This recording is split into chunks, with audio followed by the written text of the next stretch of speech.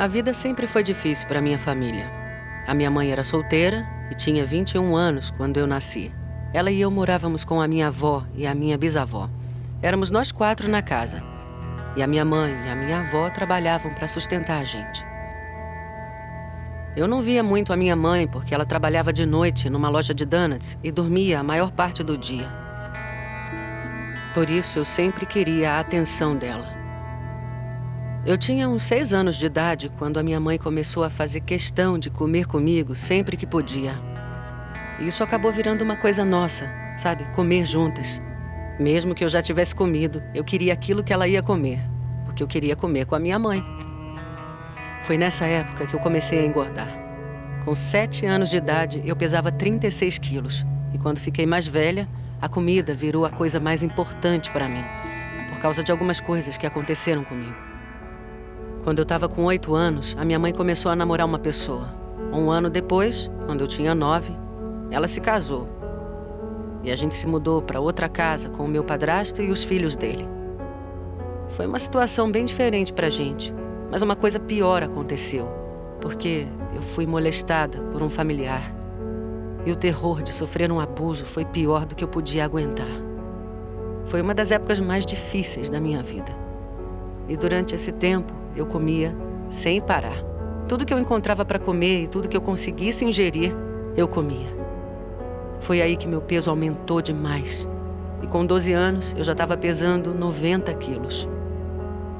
O refúgio na comida era a única opção que eu tinha para lidar com aquilo tudo. Porque eu contei para minha mãe e para minha avó, mas ninguém mais sabia. Parecia que a minha mãe queria que eu escondesse o que tinha acontecido. Depois disso, eu não me sentia mais segura na minha própria casa, que eu achava que nada ia ser feito para aquilo parar. Eu me senti tão traída pela minha mãe, e ela era uma pessoa que estava sempre lá. Quando eu estava com 13 anos, eu fui morar com a minha avó. O meu único conforto durante toda aquela situação era comer para esquecer da dor. Depois disso, o meu peso disparou. E quando eu comecei o ensino médio, com 14 anos, eu já pesava 140 quilos. O abuso que eu sofri estragou a minha vida pra caramba. Eu não olhava mais para os meninos do mesmo jeito. E no ensino médio, isso virou um problema. Eu não tive nenhum namorado de verdade, porque os garotos só me queriam para uma coisa. Eu fui muito usada para o sexo. A comida tinha se tornado a minha melhor amiga.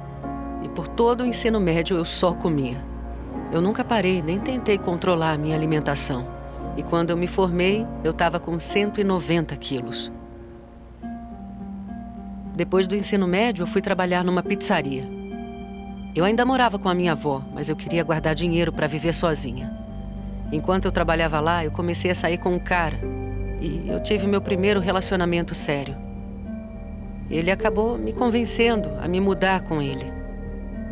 A gente morou junto por uns anos e nessa época eu continuei engordando. Mas depois de um tempo juntos, o meu namorado começou a beber e ficava muito violento quando bebia. Até que um dia ele me espancou. E eu não quis deixar barato. A polícia foi chamada, ele foi preso. Mas eu fui burra. Não levem ele, eu amo ele. E aí eu trouxe ele de volta. Depois ele foi preso mais umas 4 vezes. A situação durou um bom tempo. Ele chegou a frequentar aulas de prevenção à violência doméstica e a gente ficou junto até eu fazer uns 21 anos. Durante essa época, tudo que eu tinha era comida. Eu engordei mais um pouco e cheguei a 220 quilos com 21 anos. Eu ganhava peso porque a comida me ajudava a passar por tudo. Mas quando eu terminei com ele, eu estava com 23 anos de idade e quase 230 quilos. Mas ainda era independente, conseguia cuidar de mim mesma. Aí eu voltei para casa, na Califórnia. Consegui um lugar para morar e durante mais ou menos um ano eu me virei sozinha. Quando eu tinha 25 anos, eu conheci o pai das meninas. A gente ficou junto e aí eu tive as minhas filhas. Conheci ele na casa de um amigo. A gente começou a namorar e eu me mudei para a casa dele. Foi igual ao meu outro relacionamento. Tudo era muito bom no começo, mas ele era ainda mais abusivo que meus namorados anteriores. A situação estava boa até eu ter a minha primeira filha. Já tinha 1 ano que a gente estava junto quando ela nasceu. E foi aí que ele começou a ficar mais agressivo comigo. Mas ele só começou a me agredir fisicamente depois que a nossa segunda filha nasceu, a Tatiana, quando eu tinha 27 anos. Ele começou a me bater cada vez com mais força e por mais tempo. Um dia, ele estava me espancando. E, graças a Deus, eu consegui abrir a porta e a minha filha entrou correndo e ela estava gritando: "Não, papai, não!" Foi o bastante para ele se distrair e eu consegui fugir. Eu peguei as meninas e fui embora. Coloquei as duas dentro do carro, entrei. E eu me lembro que eu tinha só um pouco de gasolina, não tinha nenhum dinheiro. Eu entrei no carro e fui para casa da minha mãe e do meu irmão. E aí, a gente decidiu ir na delegacia e eu prestei queixa. Ele passou algumas semanas preso, mas eu consegui uma ordem judicial por uns 5 anos. Já tem uns 2 anos que as minhas filhas viram o pai pela última vez. Ele ainda liga de vez em quando e fala com elas, mas não está presente de nenhuma maneira que realmente faça diferença. Não paga pensão, nem nada parecido. E eu não ia me sentir bem se ele tivesse uma presença maior na vida delas do que já tem agora. Então, para mim, tá tudo bem. Eu tinha 29 anos quando tudo isso aconteceu. E eu passei um tempo com a minha mãe e com meu irmão até arrumar um lugar só meu.